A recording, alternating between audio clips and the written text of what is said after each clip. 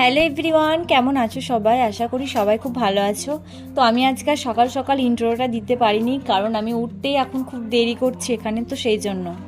আর ঘুম থেকে উঠে দেখি যে দুপুরের যে খাবারটা হবে, তো সেই সমস্ত রান্নার কাজগুলোই মা করছে। আর এদিকে ডিমের কারি হবে, তো ওই জন্য আমাকে বললো ডিমগুলো একটু ছাড়িয়ে দিয়ে, তো আমি সেইগুলো ছাড়িয়ে দিচ্ছিলাম।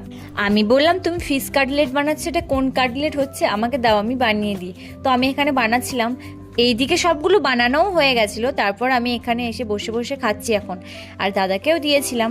আর খাওয়ার কিছুক্ষণ পরেই আমরা সবাই মিলে ভাত খেতে বসে পড়েছিলাম। আর আজকে ছিল বাইরে প্রচণ্ড পরিমাণে গরম, তো তারপরেই বিকেলের দিকে আমরা এখন সবাই মিলে যাচ্ছি বেড়াতে। সবাই মিলে বলা ভুল হবে, কারণ দাদা যাবে না বললো, তাই আমি আর মাই যাচ্ছিলাম।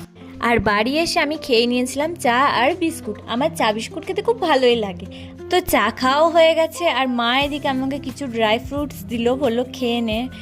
তারপরেই দাদা এখানে পরোটা বানাচ্ছিল। তো আজকের মতো মিনি ব্লগটা এইটুকুই। Thanks for watching.